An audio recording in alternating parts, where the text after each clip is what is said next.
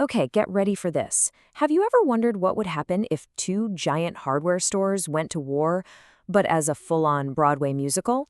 Well, that's exactly the premise of a charming new show called Do It Yourself, and it turns the world of lumber and paint into one big stage. So, what's the big idea here? It's pretty simple and honestly, kind of brilliant.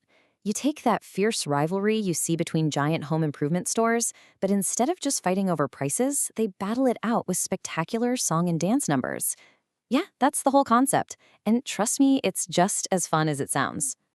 All right, so let's set the scene. The curtain goes up, and we are dropped right into a world that's defined by one single conflict. Two megastores locked in an all-out war for customers, for profits, and for total hardware supremacy. And the stage design itself is so clever about this. It's literally split right down the middle. On one side, you've got the warm, bright lights of the orange box, and on the other, the cool, sleek blue tones of the blue cube. This visual divide puts that rivalry front and center from the second the show starts. Leading the charge, you've got the two store managers. Over at Orange Box, there's Bob. He is obsessed with winning, and he is super strict and demanding.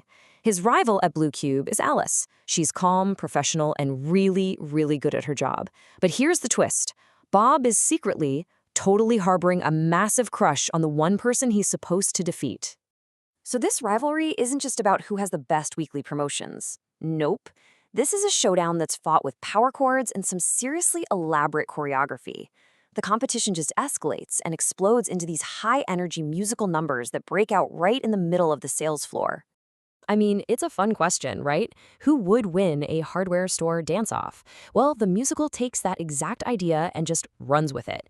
Here, the employees don't just sell you tools, they turn them into instruments for this playful, all-out war of talent. And the song Tool Tango just captures this vibe perfectly. The lyrics even call it a friendly confrontation. You see the two teams, the orange band and the blue band, literally facing off with guitars, keyboards, even harmonicas in this epic musical battle for hardware dominance. And this whole conflict isn't just between the managers. It trickles all the way down through the entire staff. You've got this cheerful, joke-cracking guy, Tim, from Orange Box, who's always trying to one-up the stern, by-the-book Al from Blue Cube. This rivalry, it's company-wide for sure. But right in the middle of all this competition, something totally unexpected starts to build. Personal connections. These little romantic subplots begin to form, and they create these tiny cracks in the very foundation of this orange versus blue world. And all of a sudden, those battle lines, these start to get a little blurry. Mark, he's a kind of clumsy newcomer at Orange Box, and he finds himself totally drawn to Lisa, a shy new hire over at Blue Cube. And that competitive fire between the managers, Bob and Alice, well, it starts to look a whole lot like a different kind of spark. This is really where the musical's heart starts to shine through. In this beautiful ballad called Lumber Love, Bob and Alice finally start to admit their feelings. The lyrics have them imagining this shared future, one that's built on the very foundation of their rivalry. Now, just as all this romantic tension is rising, the story takes a bit of a mystical turn. There's this mysterious location inside the Orange Box store that becomes a catalyst for some really profound change, and it forces everyone to look way beyond their day-to-day competition. And that place is Aisle 9. The script describes it as this eerie, dusty spot filled with ancient-looking tools and these strange, mysterious artifacts. It feels like a section of the store that time just forgot, and it's here that the story's biggest secrets start to come out.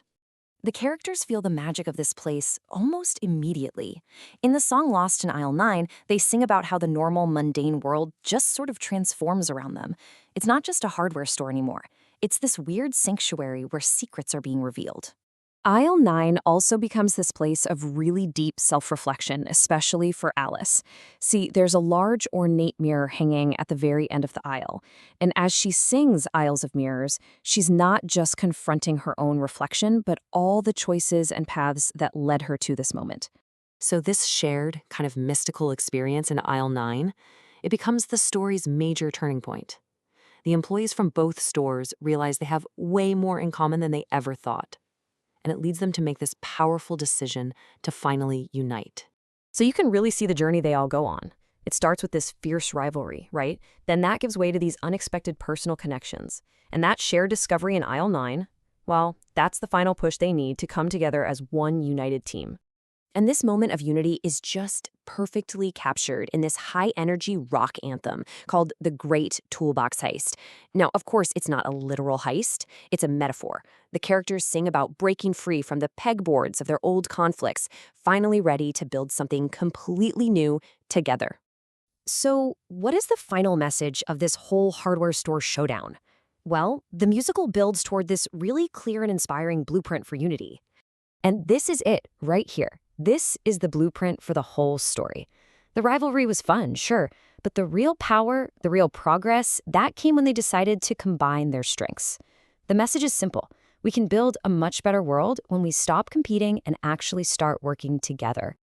The musical ends with this really beautiful, hopeful image.